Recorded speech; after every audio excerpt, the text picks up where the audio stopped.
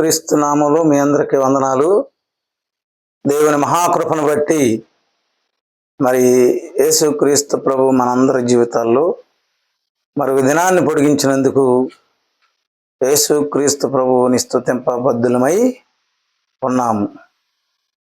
సహోదరి సహోదరులారా, మరి ఈ సమయంలో మనం ప్రార్థన చేసుకుని వాక్య భాగంలోనికి వెళదాము. ప్రేమ కలిగిన ప్రియ పరలోకపు తండ్రి, పరిశుద్ధుడైన మా ప్రభువా, నీ ఏకైక కుమారుడైన యేసుక్రీస్తు ప్రభువుని ఈ లోకానికి మా కొరకు పంపించిన విధానాన్ని బట్టి నిన్ను స్తుతిస్తున్నాం. 2000 సంవత్సరాల క్రితం యేసుక్రీస్తు ప్రభు ఈ లోకంలో పుట్టడానికి సహాయం చేశావు. తదుపరి 33.5 సంవత్సరాలు జీవించడానికి నువ్వు సహాయం చేసిన విధానాన్ని బట్టి కృతజ్ఞతలు.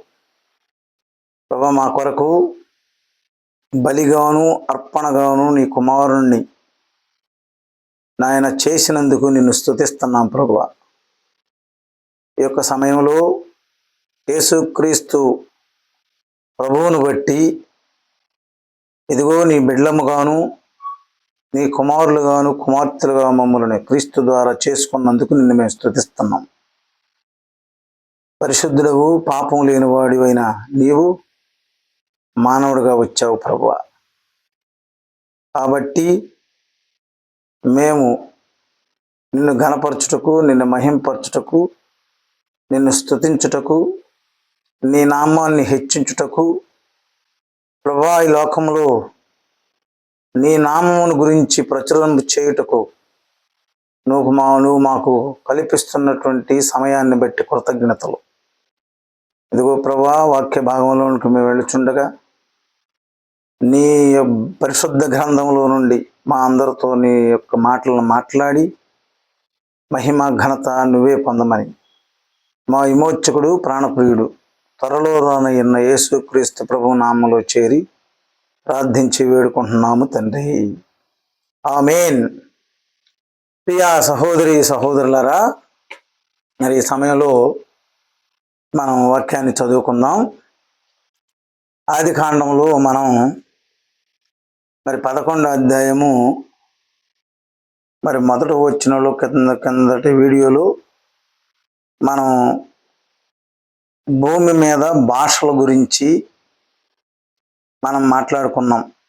అసలు భాషలు ఎలాగొచ్చినాయి, ఒకే భాష ఉన్నప్పుడు ఏ సందర్భంలో దేవుడు మరి భూమి మీద భాషలన్నిటినీ ఇచ్చాడు, చెదరగొట్టాడు మనుషుల్ని అనే దానిని గురించి మనం మాట్లాడుకున్నాం.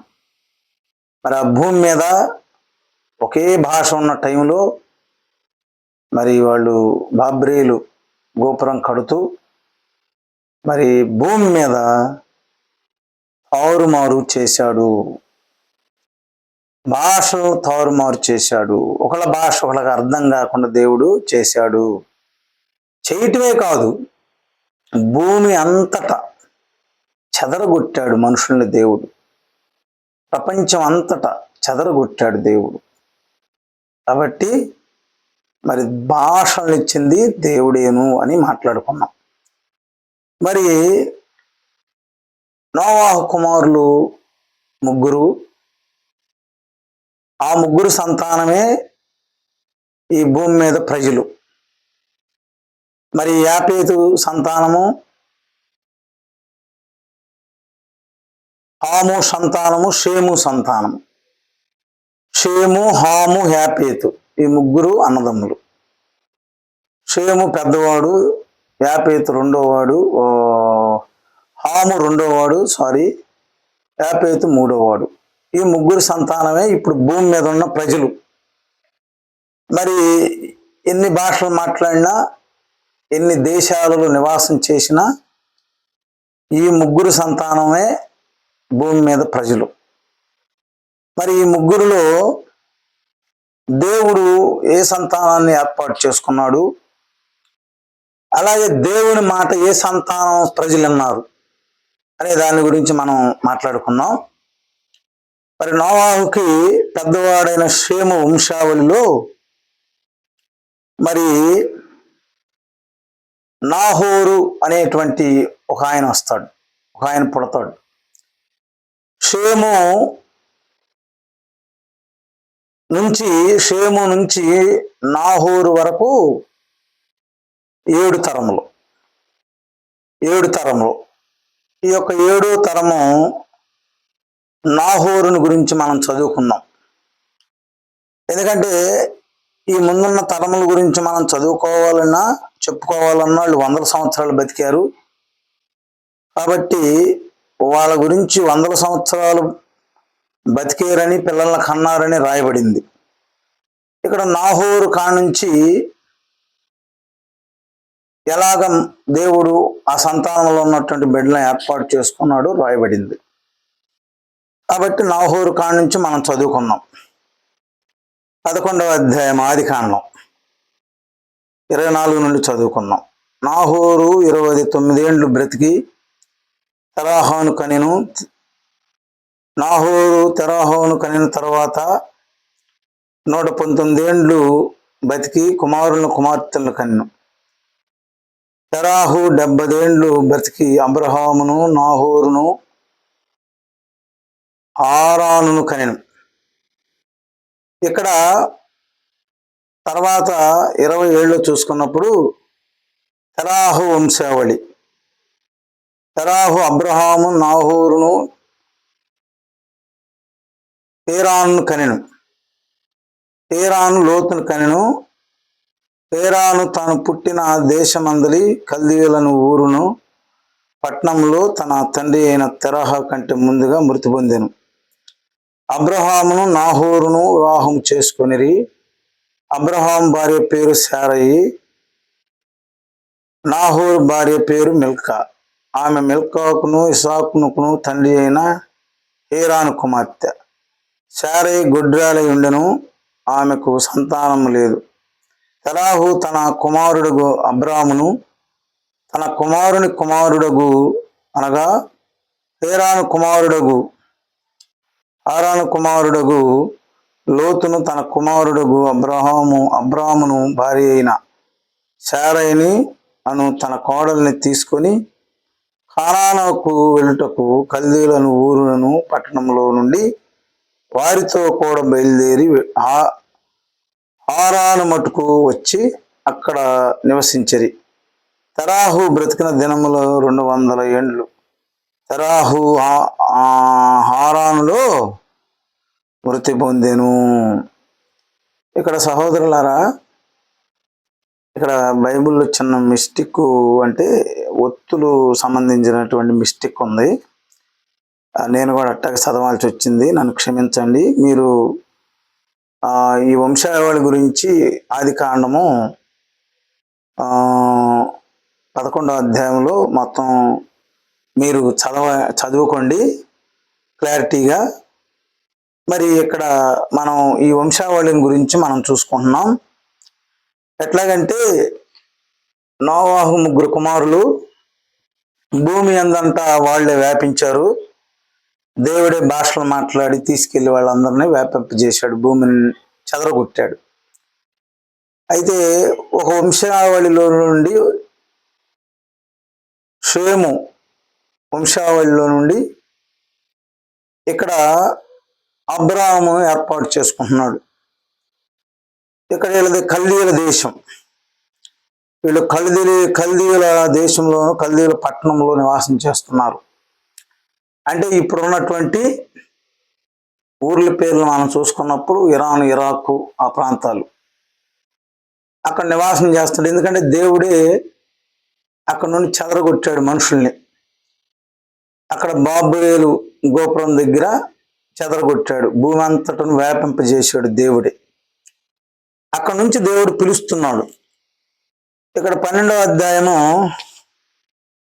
1వ వచనం నుండి చదువుకున్నప్పుడు, యెహోవా నీవు లేచి నీ దేశం నుండి, నీ బంధువుల యొద్ద నుండి, నీ తండ్రి ఇంటి నుండి బయలుదేరి నేను నీకు చూపించు దేశమునకు వెళ్ళుము. నిన్ను గొప్ప జనముగా చేసి నిన్ను ఆశీర్వదించి నీ నామమును గొప్ప చేయుదును. నీవు ఆశీర్వాదముగా ఉందువు. నిన్ను ఆశీర్వదించు వారిని ఆశీర్వదించదను, నిన్ను దూషించు వారిని శపించదను. భూమి యొక్క సమస్త వంశములు నీ యందు ఆశీర్వదింపబడునని అబ్రహాముతో అనగా, యెహోవా అతనితో చెప్పిన ప్రకారం అబ్రహాము వెళ్ళెను, లోతును అతనితో కూడా వెళ్ళెను. అబ్రహాము హారాను నుండి బయలుదేరినప్పుడు 70 ఏండ్లు ఈడు గలవాడు. అబ్రహాము తన భార్య అయిన శారయిని, తన సహోదరుని కుమారుడైన రోతును హారానులు తనను వారును అర్జించిన యావదాస్తిని, వారు సంపాదించిన సమస్తమైన వారిని తీసుకొని కనాను దేశమునకు వెళ్ళుటకు బయలుదేరి కనాను దేశమునకు వచ్చిరి.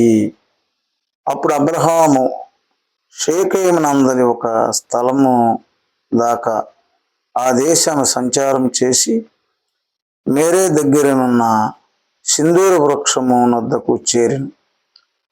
అప్పుడు కనానీయులు ఆ దేశంలో నివసించిరి. యెహోవా అబ్రహామునకు ప్రత్యక్షమై, నీ సంతానముకు నీ దేశం ఇచ్చేదనని చెప్పగా, అతడు తనకు ప్రత్యక్షమైన యెహోవాకు ఒక బలిపీఠమును కట్టెను. అక్కడి నుండి అతడు బయలుదేరి బేతేలుకు తూర్పునున్న కొండకు చేరి, పడమటనున్న బేతేలునకును తూర్పునున్న హాయికిని మధ్యను గుడారం వేసి అక్కడ యెహోవాకు బలిపీఠమును కట్టి యెహోవా నామమున ప్రార్థన చేసెను. అప్పుడు ఇక్కడ మనం చదువుకున్నటువంటి రీతిగా అబ్రహాము అనేటువంటి ఆయనను దేవుడు పిలుస్తున్నాడు. ఇక్కడ మనం చెప్పుకున్న రీతిగా షేము వంశస్థుడు, షేము, హాము, యాపేతు ముగ్గురు కుమారులు కదా నోవాహుకి. ఈ షేము వంశస్థుడే అబ్రహాము కదా, 10వ తరం వాడు. షేము నుండి మనం అబ్రహాం వరకు లెక్క వేసుకుంటే 10 తరములు వస్తున్నాయి. మరి ఇక్కడ దేవుడు వాళ్ళని ఎందుకు పిలవలేదు? ఈ వంశంలో ఉన్నటువంటి అబ్రహాముని ఎందుకు పిలిచాడు? అబ్రహాము దేవుని మాట వింటున్నట్లుగా మనం చూస్తున్నాం. సొంత ఊరు వదిలిపెట్టుకుంటున్నాడు. వాళ్ళ పితరుల నివసించినటువంటి నివాసాన్ని వదిలిపెట్టుకుంటున్నాడు. దేవుడు అంటున్నాడు, యెహోవా నీవు లేచి నీ దేశము నుండి, నీ బంధువుల యొద్ద నుండి, నీ తండ్రి ఇంటి నుండి బయలుదేరి నేను నీకు చూపించు దేశమునకు వెళ్ళుము. ఇక్కడ దేశమునకు వెళ్ళుము, ఇక్కడ అబ్రహాముతో చెబుతున్న మాటలు. సహోదరులారా, ప్రపంచ దేశాల్లో నివసిస్తున్న ప్రజలారా, ఇక్కడ అబ్రహాముని పిలుస్తున్నాడు దేవుడు. మరి ఆ రోజుల్లో మరి ఏమి ఎరకకే, ఏమి చూడకయే మరి అబ్రహాం బయలుదేరి వెళ్ళాడు. మరి ఈ కాలంలో ఉన్న మన పరిస్థితిని కూడా మనం ఆలోచించాలి. ఎందుకు అబ్రహాము కల్దీయుల దేశం నుండి కదా ఎందుకు వెళ్ళారు? వాళ్ళు కానాను దేశానికి వెళ్ళటానికి వాళ్ళు వెళ్ళే క్రమంలో మరి అబ్రహాముని హారానులో తెరాహ మృతి పొందిన తర్వాత అబ్రహాముని పిలుస్తున్నాడు. ఈ యొక్క అబ్రహాము మరి దేవుని మాట వింటున్నట్లుగా మనం చూస్తున్నాం. మరి ఇప్పుడు మనం ఇజ్రాయెల్ దేశం అనేది ఏదైతే చెప్పుకుంటున్నామో, ఏదైతే యుద్ధాలు జరుగుతున్నాయో, అప్పట్లో అదే కానాను దేశం, అదే ఇప్పుడు ఇజ్రాయెల్ దేశం. ఎందుకు నీ వంశములన్నీ కదా నిన్ను ఆశీర్వదించి నీ నామమును గొప్ప చేయదు అంటున్నాడు 2లో. నీవు ఆశీర్వాదముగా ఉండు, నిన్ను ఆశీర్వదించు వారిని ఆశీర్వదించదను, నిన్ను శపించు వారిని శపించదును అంటున్నాడు. ఎందుకంటున్నాడు ఈ మాటలు అబ్రహాముతో? అబ్రహాం దేవుని మాట అన్నాడు, దేవుని మాట విని పిలుస్తున్నాడు అబ్రహాముని. ఈరోజు నిన్ను నన్ను కూడా పిలుస్తున్నాడు. అబ్రహాము వాళ్ళ ఊరిని వదిలిపెట్టాడు, వాళ్ళ బంధువులు వదిలిపెట్టాడు, అందరిని వదిలిపెట్టి తన భార్యను తన సహోదరుని కుమారుని లోతుని తీసుకుని కానాను దేశం వెళ్ళాడు. ప్రభువైన యేసుక్రీస్తు ఈరోజు నిన్ను కూడా పిలుస్తున్నాడు. అయ్యా, నువ్వు ఏ స్థితిలో ఉన్నావు? దూరదేశంలో ఉన్నావా? లేకపోతే ఏ గ్రామంలో ఉన్నావు? ఏ పట్టణంలో ఉన్నావు? ఏ దేశంలో ఉన్నావు? ఏ భాష మాట్లాడుతున్నావు? నిన్ను కూడా పిలుస్తున్నాడు యేసుక్రీస్తు ప్రభు. ఆనాడు అబ్రహాము దేవుని మాట విని పాలు తేనెలు ప్రవహించే కానాను దేశానికి వెళ్ళాడు. అదే ఇప్పుడు చెప్పుకుంటున్నట్లు ఇజ్రాయేలు దేశము. మరి అదే యెరూషలేము, పరమ యెరూషలేము మనకు పరలోక రాజ్యంలో ఉన్నది. యేసుక్రీస్తు ప్రభు పిలుస్తున్నాడు. మరి ఆయన పిలిచినప్పుడు అబ్రహాము లోబడి వెళ్ళాడు. ఏమి ఎరగకయే వెళ్ళాడు, ఏమి చూడకయే వెళ్ళాడు. ఇప్పుడు నిన్ను నన్ను పిలుస్తున్నాడు. నువ్వు వస్తావా యేసుక్రీస్తు ప్రభువు దగ్గరికి? వాక్యం ద్వారా మనల్ని పిలుస్తున్నాడు, వాక్యం ఇచ్చి పిలుస్తున్నాడు. అప్పుడు ఏమీ లేకుండానే అబ్రహాం నిరీక్షించాడు. ఇప్పుడైతే బైబిల్ గ్రంథాన్ని ఇచ్చి పిలుస్తున్నాడు. పరిశుద్ధ బైబిల్ గ్రంథాన్ని మనకి ఇచ్చి పిలుస్తున్నాడు. ఇందులో మాటలను నమ్మమని చెబుతున్నాడు, ఇందులో సత్యాన్ని తెలుసుకోమని చెబుతున్నాడు. నువ్వు నమ్ముతావా? అబ్రహాము దేవుని పిలుపుకు లోబడి వెళ్ళాడు. ఇప్పుడు అదే దేవుడు యేసుక్రీస్తు ప్రభు ఆ రోజు అబ్రహాముతో ఏమైతే చెప్పాడో ఈరోజు నీతోనూ నాతో కూడా అదే చెప్తున్నాడు. దేవుడు లోకముని ఎంతో ప్రేమించెను, కాగా తన అద్వితీయ కుమారుని యందు విశ్వాసముంచు ప్రతివాడును నశింపక నిత్య జీవం పొందినట్లు యేసుక్రీస్తు ప్రభువుని మన కొరకు అనుగ్రహించెను. అయ్యా, ప్రపంచంలో ఉన్నటువంటి మానవులారా, స్త్రీలారా, పురుషులారా, యేసుక్రీస్తు ప్రభు పిలుస్తుండగా నువ్వు వస్తావా? ఈ దినం అబ్రహాము వచ్చినట్లు. ఆ రోజు అబ్రహాముకు బైబిల్ గ్రంథం లేదు, విశ్వాసముతోనే వెళ్ళాడు. ఈరోజు ఆ సంఘటనలన్నింటిని మనకు గుర్తు చేస్తూ మనల్ని కూడా విశ్వాసముతో రమ్మంటున్నాడు. విశ్వాసముతో రమ్మంటున్నాడు. నువ్వు వస్తావా? వస్తే పరలోక రాజ్యంలో ఉంటాం మనం. రాకపోతే దేవుడు చెబుతున్నాడు నరకంలో ఉంటారని చెబుతున్నాడు. ఎందుకంటే యేసుక్రీస్తు ప్రభు దగ్గరికి మనం రావాల్సిన అవసరం అయి ఉంటుండగా నువ్వు నమ్ముకుని ఆ పరలోక పట్టణంలో ఉండాలని యేసుక్రీస్తు ప్రభు మనల్ని పిలుస్తుండగా, ఆ రోజు అబ్రహాము ఎదురు చెప్పకుండా ఏ విధంగా వెళ్ళాడు, ఈరోజు ఆ పరలోకమని దేవుని దగ్గరికి మనం వెళ్ళాలంటే యేసుక్రీస్తు ప్రభుకు మనం ఎదురు చెప్పకుండా ఆయన చెప్పిన మాట వింటూ వెళ్ళిన ఎడల మనం పరలోక సంబంధమైన మేలు, ఆ పరలోక పట్టణంలో యేసుక్రీస్తు ప్రభు ఉండే స్థలంలో మనం కూడా ఉంటాం. కాబట్టి ఆ రోజు అబ్రహాము లోబడి వెళ్ళినట్లు ఈరోజు నువ్వు నేను కూడా లోబడి వెళ్ళిన ఎడల ఆ పరలోక పట్టణాన్ని స్వతంత్రించుకుంటాము,